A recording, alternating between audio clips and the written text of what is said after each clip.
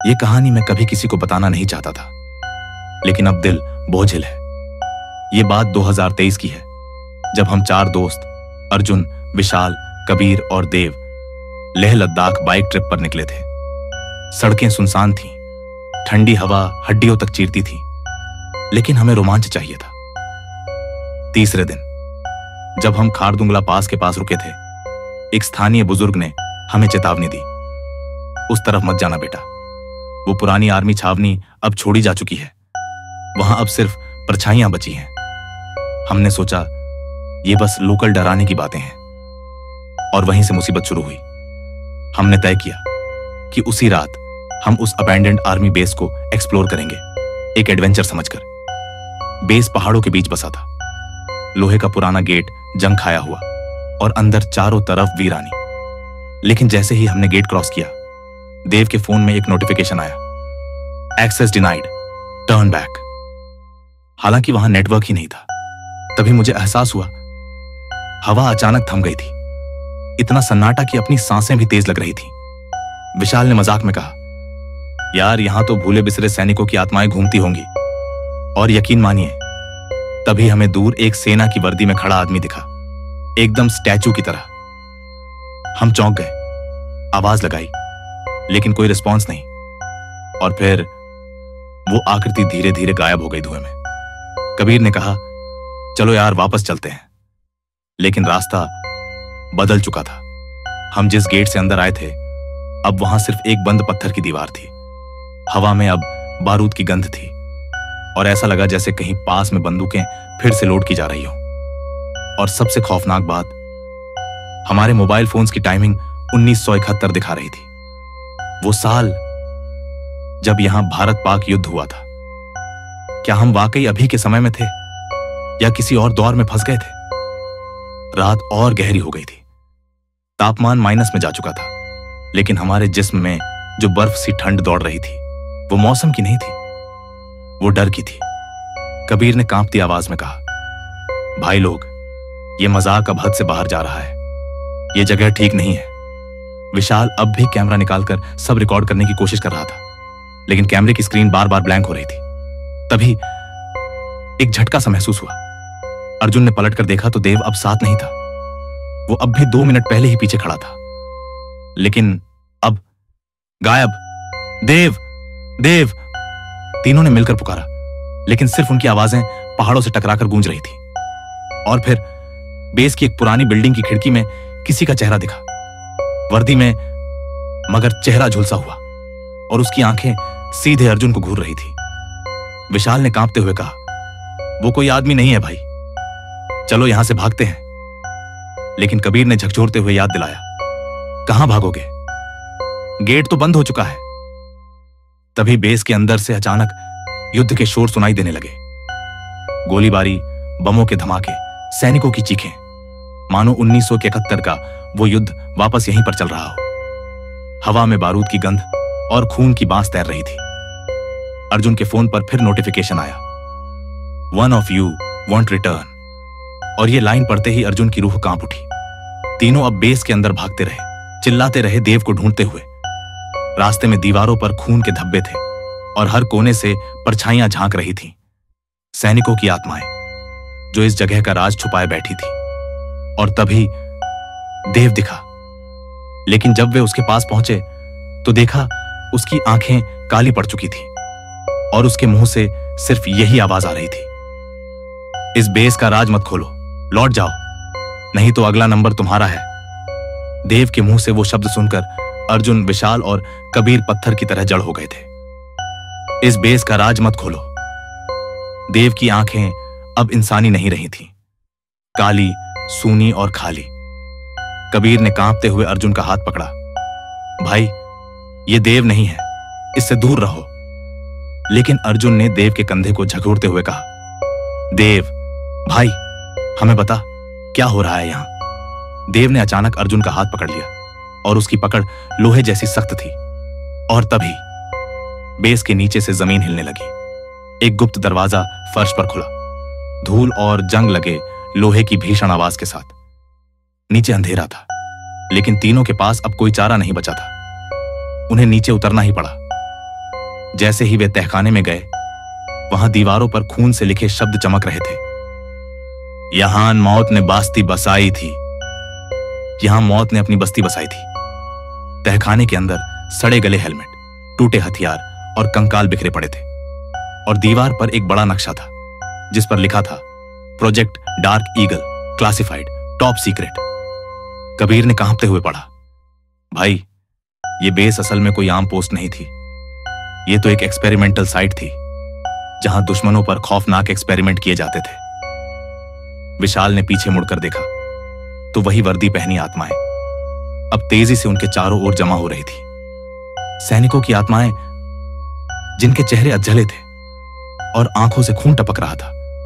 एक आत्मा ने आगे बढ़कर कहा, तुमने राज देख लिया, अब लौट नहीं सकते। अर्जुन ने सहमते हुए बोला, हमें छोड़ दो, हम किसी को कुछ नहीं बताएंगे। तभी तहखाने में आग भड़क उठी और चारों ओर से आत्माएं हंसने लगीं, भयानक कर्कश हंसी। देव की आत्मा भी अब हवा में तैर रही थी और उसने अर्जुन की तरफ इशारा किया, तुम तीनों ने यहां कदम रखकर अपनी मौत खुद लिख दी है। अर्जुन ने कबीर और विशाल का हाथ पकड़कर भागने की कोशिश की, लेकिन बेस के गेट खुद ब खुद बंद हो चुके थे। चारों ओर आग की लपटें, आत्माओं की चीखें और मौत का तांडव मचा हुआ था। तहखाने में आग की लपटों और आत्माओं की चीखों के बीच अर्जुन, कबीर और विशाल जैसे तैसे एक दूसरी सुरंग में भागे।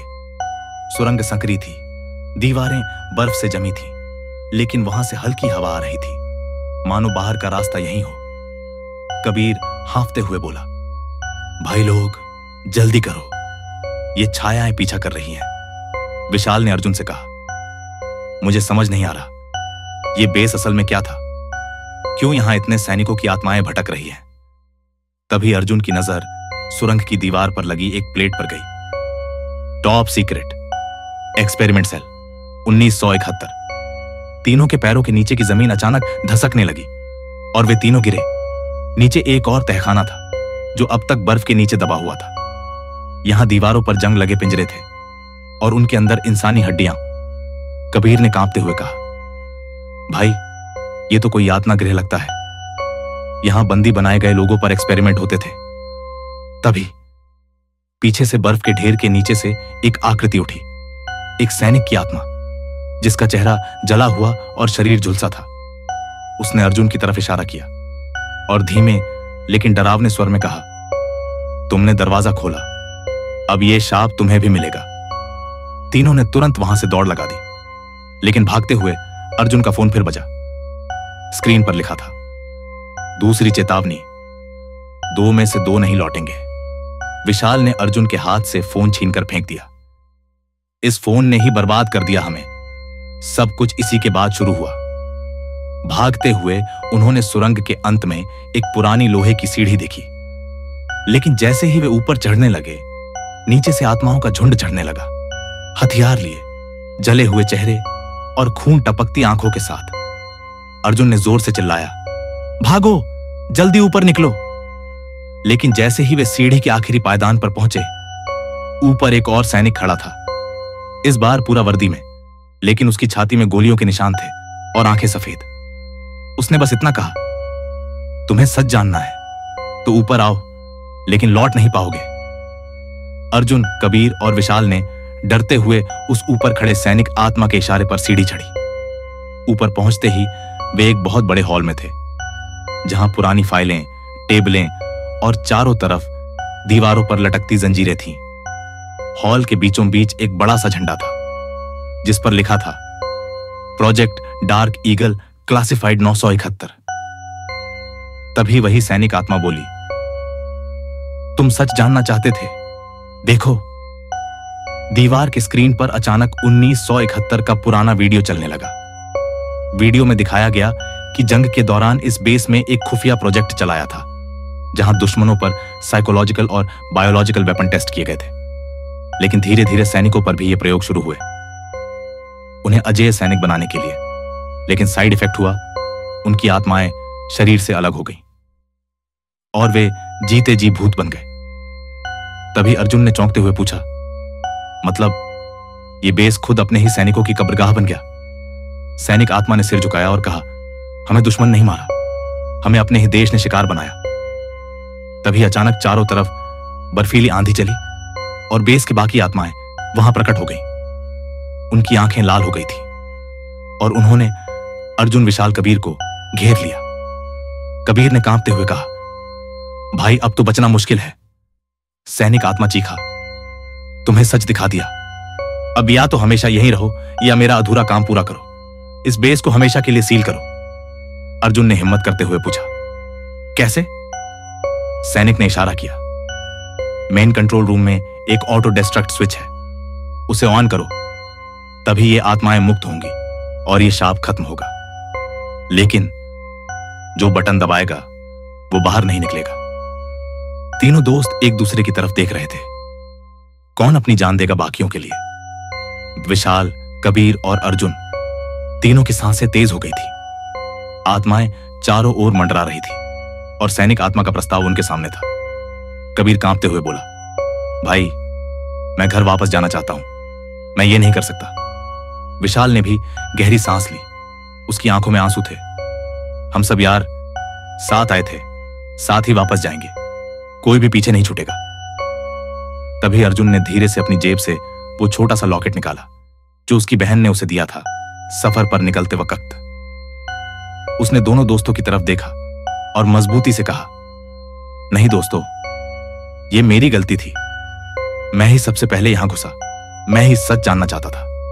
अब ये शाप भी मैं ही खत्म करूंगा। कबीर और विशाल ने एक साथ चिल्लाया, अर्जुन पागल मत बन, कोई हीरो बनने की जरूरत नहीं। लेकिन अर्जुन ने बिना कुछ बोले धीरे धीरे कदम बढ़ाए सैनिक आत्मा के इशारे की तरफ। सैनिक ने सलामी दी और कहा, तू साहसी है, तेरी कुर्बानी से हमें मुक्ति मिलेगी। अर्जुन ने आखिरी बार पलटकर अपने दोस्तों को देखा, मेरे मां बाप से कहना कि मैं माफी चाहता हूं और कभी लौटकर नहीं आऊंगा। आंखों में आंसू और दिल में डर के साथ अर्जुन ने कंट्रोल रूम में घुसकर ऑटो डिस्ट्रक्ट बटन दबा दिया। सारे बेस में रेड अलर्ट बजने लगा, वार्निंग, 60 सेकंड तक डिस्ट्रक्शन। चारों ओर आत्माएं जोर से चीखने लगी, जैसे सदियों का दर्द अब बाहर आ रहा था। बर्फीली आंधी तेज हो गई, बेस हिलने लगा। कबीर और विशाल को सैनिक आत्मा ने घसीटते हुए बाहर की ओर धक्का दिया। भागो, ये तुम्हारा वक्त नहीं है। वे दोनों दौड़ पड़े बाहर की तरफ, जबकि अंदर अर्जुन अपनी जगह खड़ा आंखें बंद किए मुस्कुरा रहा था। उसकी आखिरी याद में दोस्तों की हंसी थी और अपनी बहन का चेहरा। 60 सेकंड पूरे हुए, एक भीषण विस्फोट हुआ, पूरा बेस आग के दरिया में डूब गया। आत्माएं एक लाल रोशनी में बदलकर आसमान की तरफ उड़ गईं, मुक्ति पा गईं। सुबह का उजाला हुआ। कबीर और विशाल बेस के मलबे के पास बेहोश पड़े थे। जब होश आया तो सब शांत था, न सैनिक, न आत्माएं, न अर्जुन। विशाल ने आसमान की ओर देखा और फूट फूट कर रो पड़ा, तू हमेशा के लिए अमर हो गया भाई, तुझसे बड़ा फौजी कोई नहीं। प्रोजेक्ट डार्क ईगल खत्म हो चुका था, लेकिन उस दिन एक दोस्त ने अपने बाकी दोस्तों के लिए मौत को गले लगा लिया। अगर आप अर्जुन की कुर्बानी से भावुक हुए तो वीडियो को लाइक जरूर कीजिए, कमेंट करके बताइए क्या आप भी अपने दोस्तों के लिए ऐसा कर पाते। और चैनल दार की दास्तान को सब्सक्राइब करना मत भूलिए, ताकि ऐसी और थ्रिलिंग कहानियां आप तक पहुंचती रहें। अगली कहानी में फिर मिलेंगे एक नए डर के साथ।